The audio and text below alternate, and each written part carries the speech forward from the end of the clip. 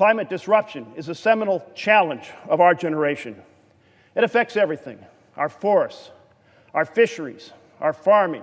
Rural America is the core target of the impacts of the changing climate.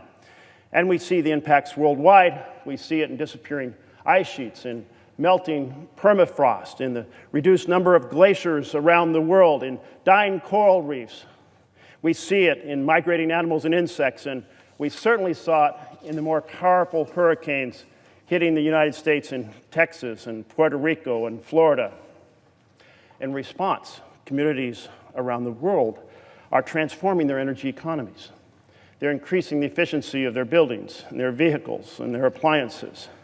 They're working to replace carbon-polluting fossil fuel energy with clean and renewable energy.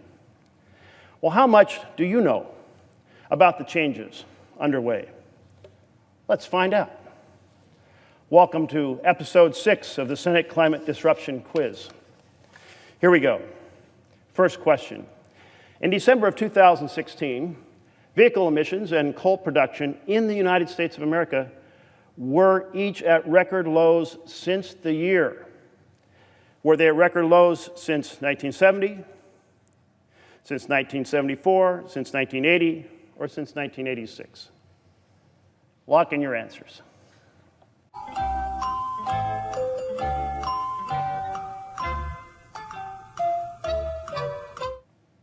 The answer is not 1970 or 74, not 1980. The answer is 1986. We are now working on over 3 decades. Despite a vast increase in the vehicle miles traveled, we've reduced the emissions, and we've certainly reduced the emissions in coal production. Quite a change we're experiencing. We see the transition to clean and renewable energy irrevocably underway. Let's go to the second question. How many Republican representatives, members of the House, asserted that climate change has the potential to adversely impact all Americans? How many members, Republican members of the House? Was it 13 or 17 or 20 or 22? Admittedly, a modest number.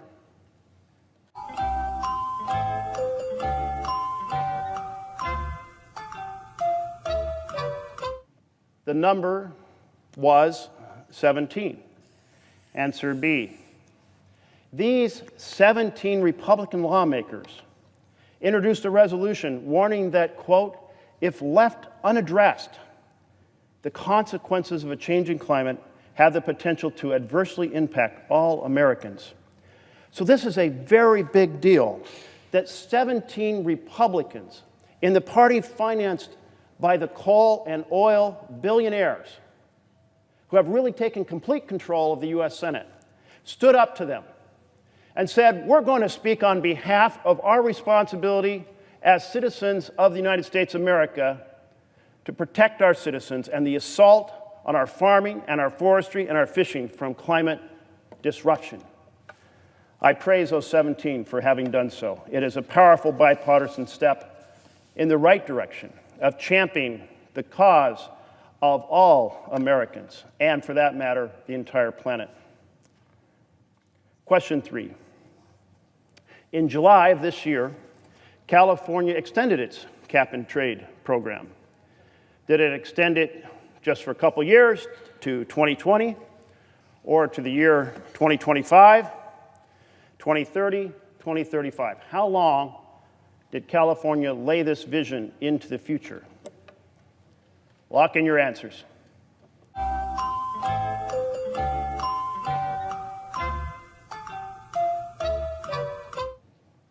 The answer is 2030.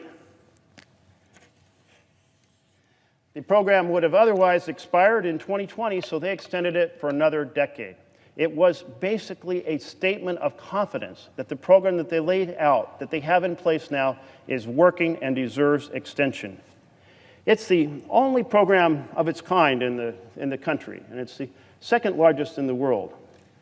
Under this vision, this new and expanded program, California will cut its emissions of carbon dioxide 40% from its 1990 levels, despite having a vastly expanded economy. And that's a powerful vision, and a vision that we need to extend through completely eliminating the burning of fossil fuels in the next 3 decades. Question 4. How many acres of our citizen-owned, that is our federal, fossil fuels are leased to industry as of October 2016? Have we leased out 30 million acres of federal land for the extraction of fossil fuels? Or 45 million? Or 53 million? Or 67 million? Any of these is really a vast amount of what we own as citizens. Lock in your answers.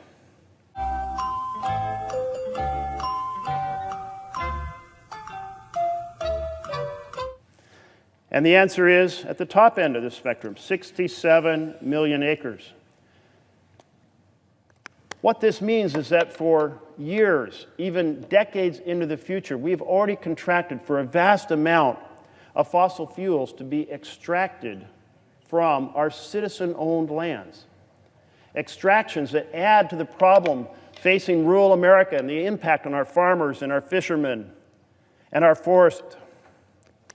That area that has been leased out for the extraction of fossil fuels that you and I own as citizens, that's the size of Colorado, a vast sea of fossil fuel extraction leases on public lands. And it shows the dire need to pass the Keep It in the Ground Act that says the only responsible thing for us to do is to not do any more leases of our citizen-owned oil or coal or gas. The responsible thing to do, the right thing to do, especially as we work in partnership with the world, is to say no new leases that expand this 67 million acre number. Now let's turn to question 5. Which U.S. community was the first to make a decision to divest all of its oil and gas stocks because of the impact of oil and gas on destroying our nation? Was it Cooperstown, New York? Was it Salem, Oregon? Was it Lawrence, Kansas? Or Walla Walla, Washington? Lock in your answers.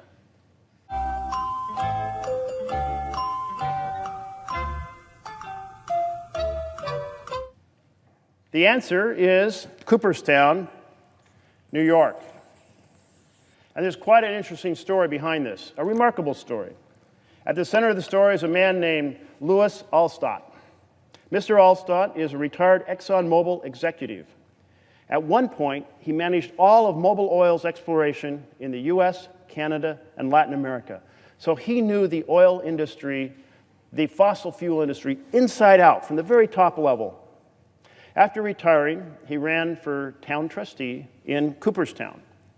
As a town trustee, he then spearheaded an effort for Cooperstown to become the first town in the U.S. to divest its oil and gas stocks. Mr. Alstott summed it up this way: you don't just keep driving your car when you see a cliff ahead.